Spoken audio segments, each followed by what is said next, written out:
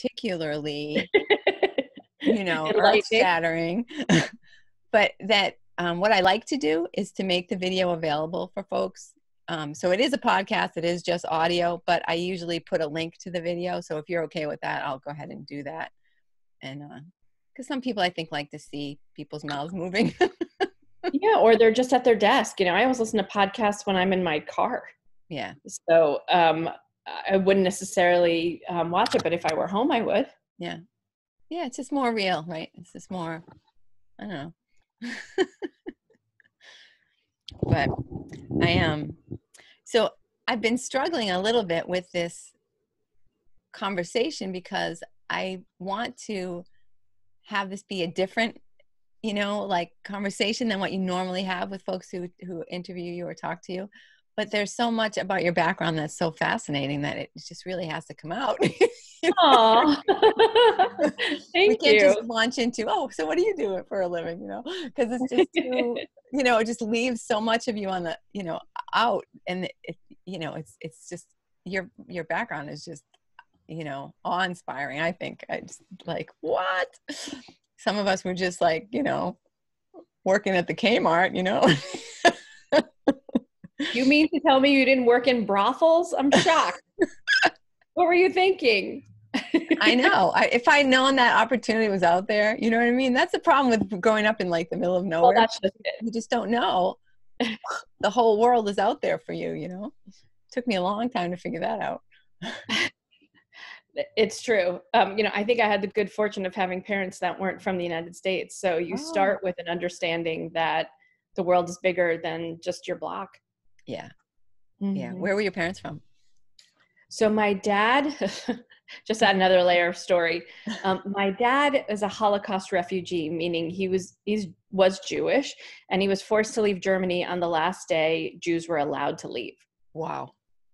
And so, and my mom is a German Christian, and so she was in Hitler Youth Corps as a kid. Oh my word. So yeah, it's that experience of growing up with parents from Germany, but on opposite sides of a conflict, was pretty intense growing up. Did that come up at all? I mean, you had those kind of conversations about? Yeah, absolutely. It's interesting to me that a person who was kind of weaned on the idea that Jews were inferior and that they should all be, basically neutralized would then turn around and fall in love with one of them. God's funny, right? So yeah, I mean, which comes to the principles is like, what do these constructs even mean? Right. So, but yeah, I mean, my mom grew up in a tiny town of 200 people. They had never seen a Jew in their lives. So what this guy was talking about was like the ultimate boogeyman that had no impact on their lives whatsoever. Right. And, the villagers were smart enough to know that in the midst of a war, they got a free uniform that they really had no choice in taking, but an extra set of clothing was super helpful in the midst of, a global conflict. Yeah. Where my grandfather, was, my mom's father was, sent away to Russia to fight on the Russian front and never came back.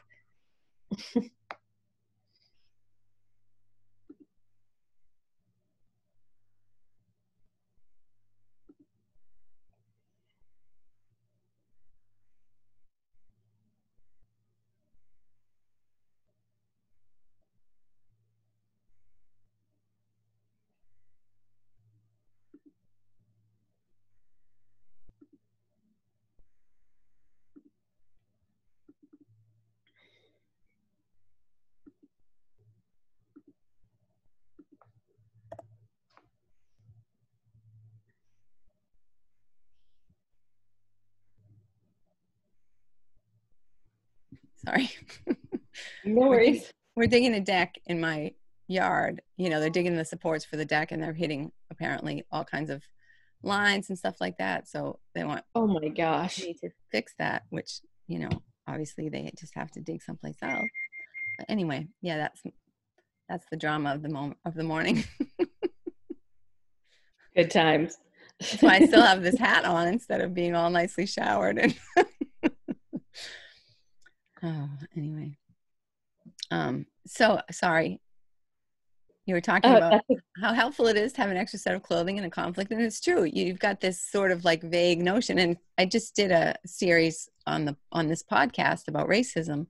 And that's the way it was for me, because I think I was 16 before I met my first Black person. And so, it's like this, they're a concept. They're not a reality. So you can't put, these, I don't know if it's better or worse to not be able to take these, supposed, all these prejudicial things that you hear in the media, and not be able to attach it to an actual human being. It's like this concept of, this is what people are like, but you don't know any of those people. So it's like, oh, okay. And you form this opinion, and then you actually meet a person. You're like, oh, this person like must be different. Hollywood told me. Right. You're nothing like what Hollywood told me or what the news told me, but it's you can imagine how challenging it is for that new person who comes into your life. And I imagine there are all these unconscious biases that you're just strapped with. Exactly. Yeah. Exactly. It's, I'm just beginning really to understand all of that, to sort of, and it sounds very naive, I know, but I didn't think about it. I didn't think about how different their reality is, how different, it would be. And yet, I think we actually live it at the same time, because as women, right, people have a perception of us. People have a perception of what we might be good at and what we might be, right? We do that. We are a subject to it, and we still don't question it. We still don't think about it. But then when I started to, put myself into their shoes, I thought, well, look at this, hey, I can at least have some little frame of reference to try to internalize it and understand it. But it's not. But it's a different reality of walking around, and I always hear people say, I don't see color. And I was like, great. So you would be perfectly comfortable exchanging your color with this color, if given the opportunity, since you don't see it and it doesn't really exist. I'm sure you'd be fine with that, right? And all of the pluses and minuses that come with that color, you take them on willingly. Is that right? Because you don't see color. And people suddenly go, oh, well, yeah, if I were Michael Jordan, yeah, if I were Beyonce, I would take that color. And I was just like, yeah, none of us get to do that. Sorry. Right, exactly. Trade the worst of who you are with the best of who someone else is. Right. Okay. Doesn't really seem like a fair comparison. Exactly. No, it's just you in a different suit. Yeah, it's I don't know. So I'm working through that, and I had a great panel of folks to help me in my, and that's what this whole podcast is all about, my growth. What I need. Well, as it should be. Why not? Because, when you learn something, then we all learn something, and that's amazing. As we watch the ahas come from all of us. Yeah, true. Well, yeah, I loved meeting you in the Black NSA $1 Million Mastermind, because you had this insight on speaking on real estate, which is something, that it never occurred to me that, like, oh, there's a whole speaking platform related to real estate. And why had I never thought of that before? I'm a homeowner, right? And, the understanding of how to use real estate as an investment vehicle, how to tell the story of where we live and where we come from, and what our lives might be next. Like our next great adventure often begins with a place. Yeah. And in my work of storytelling, we start with a place and time, right? We start with a particular context. And so we know where we're coming from, like how you and I started this conversation. My parents are from Germany on either sides of a conflict. And so home winds up being this central place where we wind up learning all of these lessons of life. And it's so much more than a box with a price tag. Yeah, absolutely. Absolutely. And it's very, very, it's important for me to understand that when people are selling their home that they've been in for a while, because there is all of that emotion that's tied up into this house. I actually sold a house for a young couple that, they were moving because they had a child. They wanted to have another child. And this third story walk up was not working for them. Oh God, with a stroller. Yeah, Oh my exactly. But they said, can you, will these videos that you're taking, will we be able to keep those? Because when our child is older, we want her to, be able to see where she was born. And I just thought, that's beautiful. And if you just get so caught up in like, oh, you can get this much and blah, blah, blah, blah, blah. I mean, people care about who their house is sold to, I want to make sure that they're going to love it the way I'm going to love it. I don't want someone who's going to tear out repaint everything and tear out all the work that I did. And, they need to keep this woodwork, well, sorry, you don't get to, kind of legislate that, Right. But it's important to, if, people write letters to the homeowners. And if when people get letters that say, oh, we can imagine our child growing up in this house, or we love your woodwork or something, that just really touches people in a way that logic has no place there. None whatsoever. Yeah. And logic doesn't drive pricing, right? Emotion drives pricing. Absolutely. You don't even get to take it for a test ride. You don't even get to spend a night in this place. You just walk in on an open house with 50 other people and you say, that's the one, that is 100% emotion. And it's funny how that happens, right? We just know. Yeah. I remember going to an open house and seeing this beautiful home and absolutely falling in love to the point where I couldn't sleep the night before. And, I said to my husband, this is it.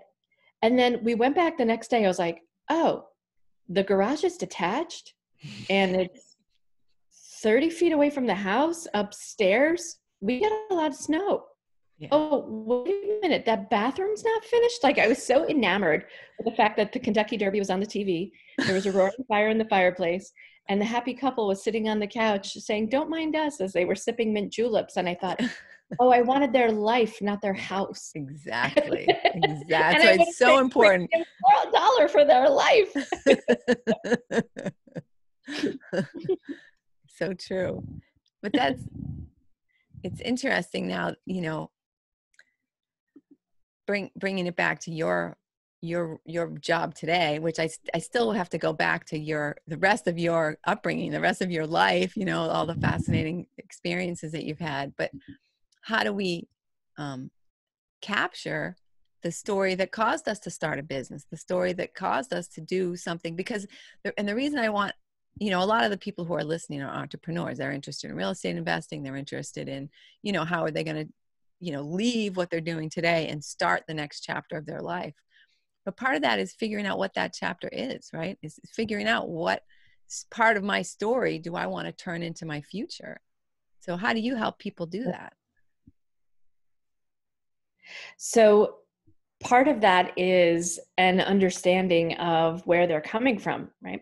So that context of, are you asking me about how do you know when it's right to leave your 9 to 5 and really work full time on your 5 to 9? Or no, I'm asking more from the perspective of, like I have this vague idea that I don't always want to work at IBM as a key punch operator, but how am I going to, and this is not a fair question, of course, but I'm going to ask it anyway. So, I have this job that I don't particularly like. I have these other sides of me that I do like and appreciate. And somehow I need to figure out when I leave this job, that's my security, what part of me am I going to bring into the next phase? How do I, because I think you help people to figure out what their story is and how to help people help their customers embrace that journey, perhaps, if that's like a fair mini description. But I'm working it in reverse, right? Where I don't have the company yet. I just have the story. And how can I take that story and understand what's important to pull out? Not a fair question, right? No, it's fine. So many people have become familiar with the TED Talk by a guy named Simon Sinek called Start With Why. Mm-hmm. And that is the fundamental place where most great stories and most entrepreneurial stories have their heart. And so basically what Simon Sinek said is that people don't buy what you do or how you do it. They buy why you do what you do. And the reason for that is when you finally connect with your purpose, your cause, or your belief, that understanding acts like a magnet for other people who share your purpose or cause or belief. And so the idea of suddenly finding customers, suddenly finding partners, suddenly finding employees becomes much more easy when you have a lightning rod that says, come to me from the inside. It's not artifice. It's not about the salary. It's not about the perks or the benefits. It's not about the location. It's because something inside of you quivers a little bit and says, you found you, not you found me, but you found a piece of yourself. So that little glimmer of self-discovery helps us awaken to the things that we love. And it's our job to be attentive to that. Because it and like we were talking about at the beginning of this conversation, it wrangles the emotional layer, the neocortex of the brain, which says we are driven by emotion and intuition and instinct rather than logic and facts. Our brain does not function like an Excel spreadsheet. So when we connect with that, and the person on the other side of the table, whatever that audience is, says, yes, me too, then magic happens. Yeah. And so tell me how you did that to create the job that you have for yourself now, the passion and the creativity and the career that you've created for yourself. Well, it started for me when I was working in brothels in Thailand. As you know, the American educational system is very expensive, and a girl has to find a way to pay her tuition. I'm kidding. I did work in brothels, but not in the capacity you're thinking. I worked in brothels as an AIDS educator in rural Thailand for 3 years, educating prostitutes and their customers and the mama-sans who owned those brothels to practice safe sex and ensure that their clientele and their employees were safe in the midst of the AIDS pandemic 25 years ago. And what I learned from that experience was that messages around what we should do or fear aren't the most effective long-term in actually creating behavior change. So it was my job to get prostitutes and their customers to use condoms every time they had sex. Well, for the women I worked with, that was 6 to 8 times a night. So I don't know how you feel, even if you're madly in love with your spouse or partner, that number still feels pretty daunting. And so right? That's a serious event. So, and that's nightly. So it was critical that we tried to help people with that need, and nobody wanted to do that. Coupled with the fact that the condom is not a brand new innovation where we could suddenly come in and say, hey, we've got this great new tool. Look what it does. It slices, it dices. Well, that's probably not what you want to hear in this situation, but it's going to remove all of your pain and woes, because it didn't. If you had to guess, Chris, how old do you think the condom is? Well, I'm not the right person to ask because I actually listened to one of your other interviews where you told people about it. But, I would have guessed, I think before I would have guessed like the 60s, I wouldn't have thought. So now you can do the cliffhanger and tell everyone. So yeah, the condom is 10,000 years old. So since a very long time, people have been using condoms. So not innovative and yet critical. And so the way that we had to change people's perceptions from fear, get AIDS and die, to embracing a new future, a new reality that perhaps these men and women couldn't yet see for themselves. And that required great storytelling. We had to paint a picture of a future that people could not yet see. And to do that, we had to figure out what motivated them and what moved them, what was their why. And so for the mama-san, it was about profit. But when we dug a little deeper, we found out it was also about reputation. Wanting to be known as the brothel that was the cleanest, the most reliable, the most enjoyable, and one that would be around. Because frankly, all the brothels that had been here 5 years previously had already all gone out of business because their customers and their employees had died. from HIV.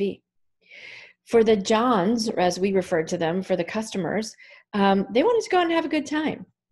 But the underlying motivation is, if we could shift that perspective, is what if we could position them to themselves as the heroes and the protectors of their family by protecting themselves when they went out, so they wouldn't infect their wives and their future children with HIV.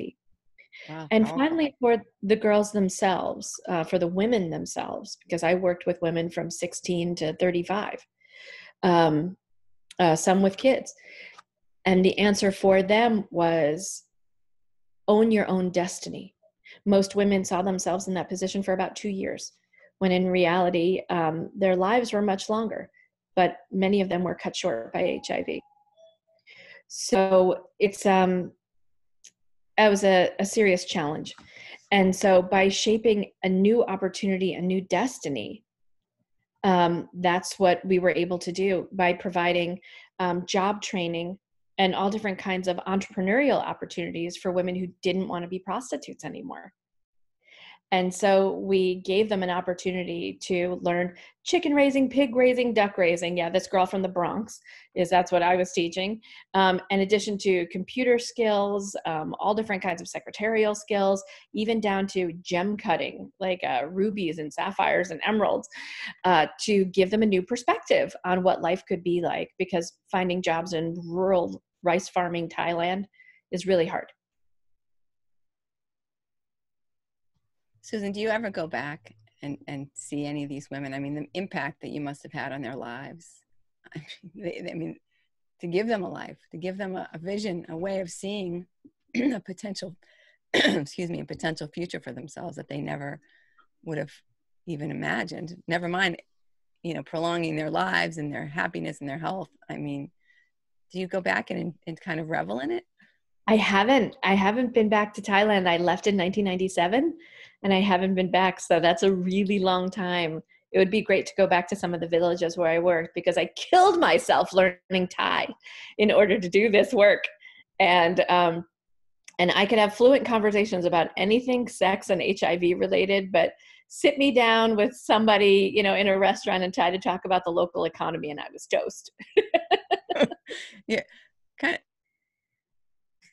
Kind of a limiting vocabulary for most dinner time conversations, but I'll never forget being invited with a bunch of my coworkers. I worked for the largest nonprofit organization in Thailand. So the Samakom Patana Pachakon Chumchon was the nonprofit I worked for, and they really deserve the credit. I was just one of the field workers who was doing the work alongside some really stellar Thai colleagues.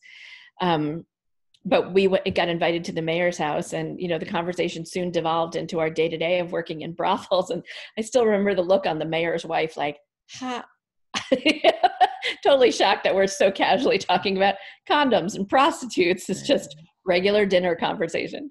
Well, it's perspective, right? I mean, she had never, that was a whole side of her country, I'm sure, that, or at least her town, that she was not wanting to focus on a regular basis, right? Blind to that, we'll just look away. Oh, that's not happening. Yeah, exactly. And your husband definitely wasn't there a couple of nights ago. Exactly. He didn't put any money into this initiative for any selfish reasons of his own. No way. Oh boy. So, but that experience taught me a couple things. Number one, it is your job as an entrepreneur, as anyone who seeks to influence another person to elicit behavior change, if that's a purchase, a partnership, a deal flow, an employee, it is your job to make the listener the hero, not you. So when you're trying to get people to really see themselves in a new reality, and we're talking about change management, right? Because from a corporate business standpoint, the ability to project a future that the listener can't yet see and put the listener in the center of that story, that began my understanding of innovation storytelling. It's my job to paint a picture of a yet unknown reality and to make it easy and comfortable and perfect. It is literally the desire to show people heaven. Now that, and for your entrepreneurs, now that your product or service is in the hands of your customer. Tell them how their life will change. Tell them how their life will transform as a result of taking the giant risk of working with you, a young unknown entrepreneur. And I mean young across all age groups. We're all young at this. We're all still figuring it out. But that's step one, is make the listener the hero. You are not the hero of the story. I don't care how great your innovation, product, or service is. Interesting. And did that work that you did in Thailand kind of like naturally evolve into this sort of career? Or was there some kind of a catalyst that, you know, let you see how this could be applied to something other than brothels? Short answer, no. I had no idea that tech was in my future. In fact, my last job before getting into PR marketing and branding for innovation companies was at the Centers for Disease Control, doing AIDS research on variant and resistant strains of HIV coming into the United States through immigrant populations. Yeah, that seems like a natural flow right into the Sure. corporate technology world. Well, you know, I loved my patients that I was doing research with. I did not like working for the government. And so that experience of being so regimented and regulated, I couldn't take it anymore. And thanks to a horrible date with a senior editor at Forbes magazine, that went really sideways, I did manage to get about 15 minutes of conversation in with him about his job, because certainly he didn't ask me anything about mine, which was all about, he wrote about the internet and hackers and this whole thing called e-commerce, buying stuff online in 1998. Who would have heard of such a thing? That's craziness. So I'd never buy anything online, Susan. That's it's too risky. You're going to put your credit card in that box? No, thanks.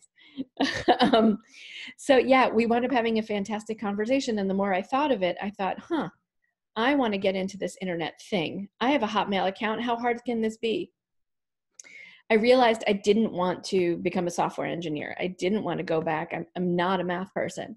But I thought, if I could convince a John in a Thai brothel at 2:00 in the morning to put on a condom, I could certainly convince a tech journalist to write a story about some new technology out of Silicon Valley. I would say so. Seems easy, right, in comparison. My horrible blind date introduced me to a couple of PR firms that he didn't despise. And then I wound up getting a job a couple of weeks later in internet PR, in tech PR. And I fell in love with it.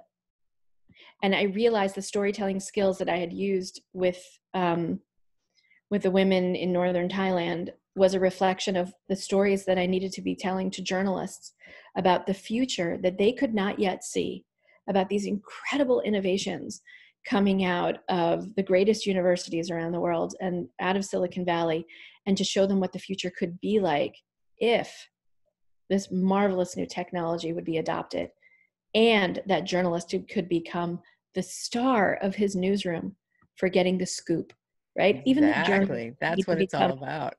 Yeah, we had to make the journalist the hero of the story when we were pitching it. Absolutely. And we're also, I shouldn't care, sort of make this generalization, but I think when we're excited about our new business, that we just want to talk about our new business instead of talking about how you're going to benefit from my new business, right? This is how you are going to become the star of the show by engaging with me in this great new world that I'm creating for the world, or whatever. That's right. So it's really important that we take our ego and our blood, sweat, and tears that we put into building this business, and to stop for a minute and remember there is no business without the customer. That's why they're the hero. You're changing their life. And as a byproduct of that, your life has changed.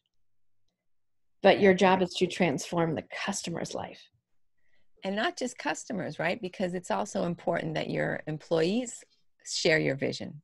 Everybody has to be on the same train, or else nothing's going to work out, right? Yeah, that's a derailment right there. Yeah.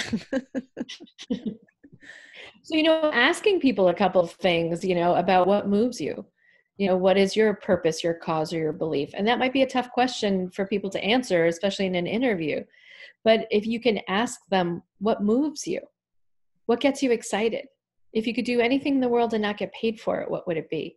And what are the qualities of that work that you like? So if someone says, I want to be a rock star, well, that's super. Is it the music? Is it the adulation of the crowd? Is it the fierce determination of, is it the song itself? Yeah. What is it about that experience? And then you can begin to correlate, oh, I see how they would be great at. They're so detail oriented. They're so creative. They're so magnanimous with people. Like, what is it about that dream, if you can tease it apart, that aligns with your own? Oh, I'm having trouble unmuting myself today. Yes, we leave it to Savannah, my editor, to make it a listenable experience for others. She's firmly in charge of that.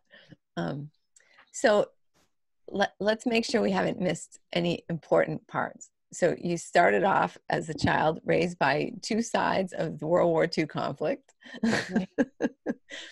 And then what happened in between then and the Thailand brothels? Oh, let's Anything see. Fascinating. I found my political calling at the time for my youth. I was 19 and I went to study at the University of Costa Rica, but I wasn't entirely honest with my intentions with my folks. Little did they know, but I had communist tendencies at the time. Did you indeed? I did. I wanted to free the people from oppression, wherever that may be. And at the time, I wanted to go to the front lines. And so I went to study at the University of Costa Rica, anthropology and liberation theology. That's what was my focus.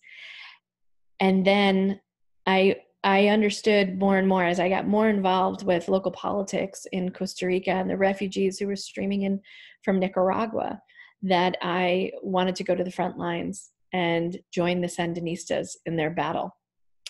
So I hitchhiked with two other girlfriends to Nicaragua. And as we proceeded to those front lines, the poverty and the devastation and the heartbreak of war was nothing like I had seen on CNN. Yeah. And suddenly those romanticized notions of liberating the population was just crushed by what the devastation of war does to communities. It destroys every structure that you've built to sustain a community. The healthcare, the water, the commercial sector, everything gets destroyed. It doesn't matter what your political bent is, everything gets destroyed in the process. Yeah. And so I realized that taking up arms in conflict was not for me.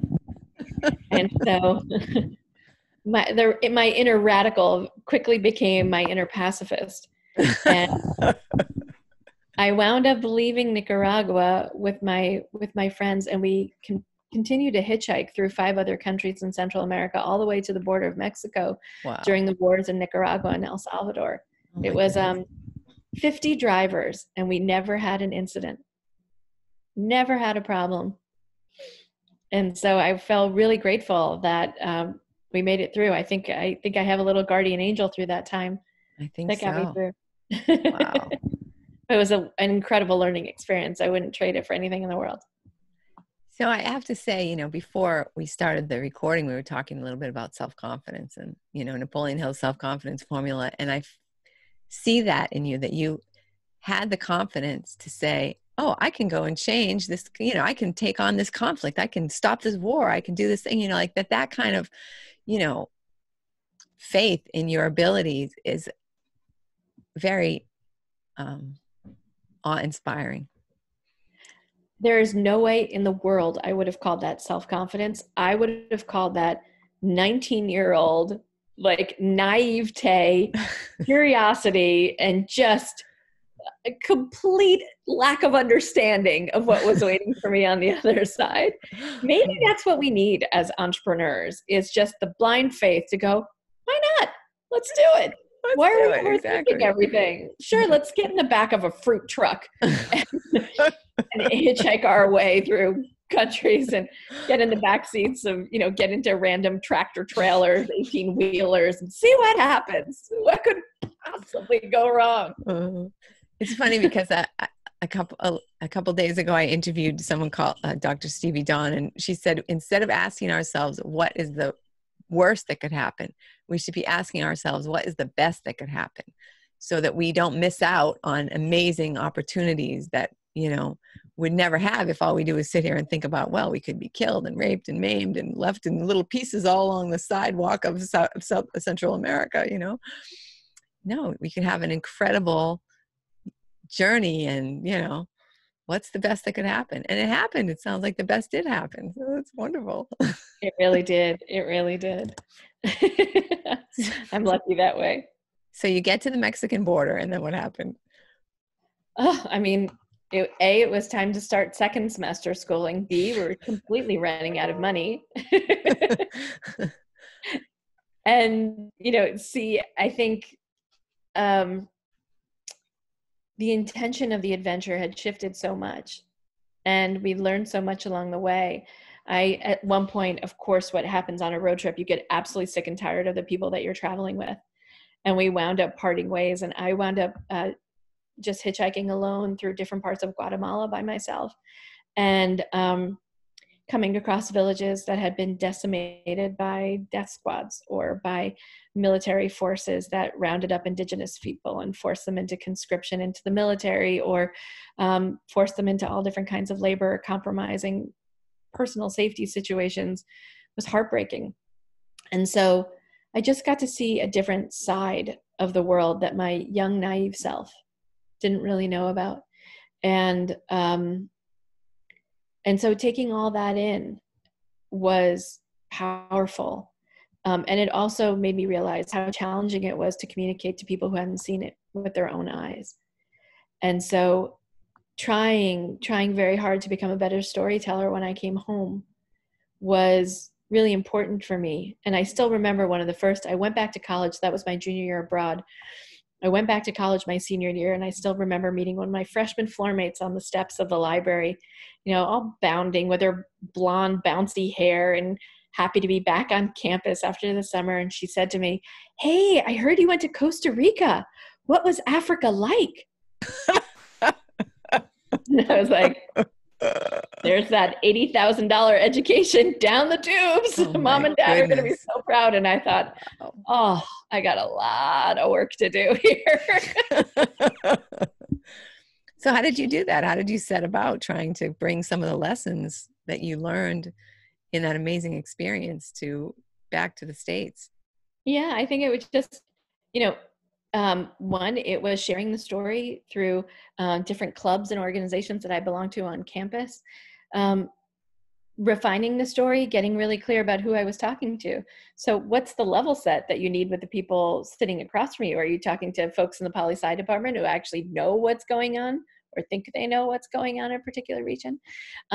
Or is it Lane standing outside and going, I don't even know where Costa Rica is on a map? Let's start there. So making the listener the hero requires work of the storyteller to understand where your audience is coming from. And, in the marketing world, we call that personas. We call that demographic research. We call it emotional or qualitative research. But what it comes down to is, what does my listener know and what do they need to hear? How can I shape it in a way that it best enters into their ear, allows them to digest it, and that they're also very easily able to share it with the next person? And that's a lesson that you take from the prophets, is learning to speak a little bit in parable so that people can make the story their own. And that piece of storytelling is one that we can probably all tap into from, our Sundays in church or synagogue or mosque or temple, wherever you are, that the prophets always spoke to us in parable, not to confuse us or not to overgeneralize things, but that we could look for stories in our own lives that make that story true. And a parable is the easiest way to then convey a story to someone else, because they go, oh, I have a story like that too. And so I would encourage your listeners to go, okay, what's the general overarching moral of the story? Or what's the point I want to make? And how do I make that universal? And that's another way that folks can think about, how do I use story in my day-to-day? Is how can I make it meaningful to the person where they want to start talking about my business to other folks? You have to hear the coolest thing I just heard. Let me tell you about it. Tell me.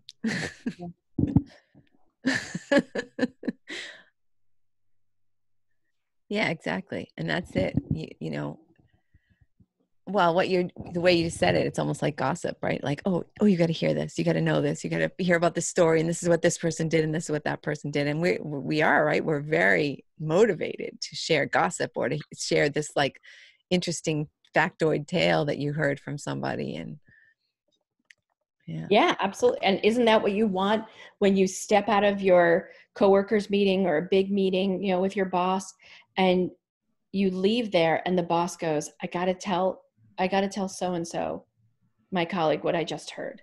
Yeah. I got to share that with someone. I just heard about the coolest innovation. I just heard about the coolest new product or service. Yeah. Let me tell you what it's going to do for our business. Right. You want people to walk out of a meeting talking about you. Interesting. So what is your sort of, is there a typical client, a typical type of person that you would have to, what time is it? You would have to, that you would work with? I typically work with chief innovation officers, heads of R&D, product managers, product marketing folk, and HR managers who manage all those folk, who are really trying to get their scientists, their innovators, their product managers to tell a better story about the projects that they're working on in order to get the resources, the runway, and the recognition that they deserve. Excellent. So that's the focus of my work. I would say I work with the nerd herd. Those are my favorite folk. And having raised a wonderful nerd, they're my favorite people. Susan, I am going to put all kinds of information for ways for people to get in touch with you on the website, which is getyourfillpodcast.com. And I hope that you'll come back another time and share with us, because I didn't even get to ask you some of my favorite questions, but let's do a round two. That would be great. I would love that. Thank you so much. Enjoy your week. Thank you. And yes, thank you very, very, very much. I really appreciate your time and I love talking with you. Thanks so much, Chris. It was great. Oh, and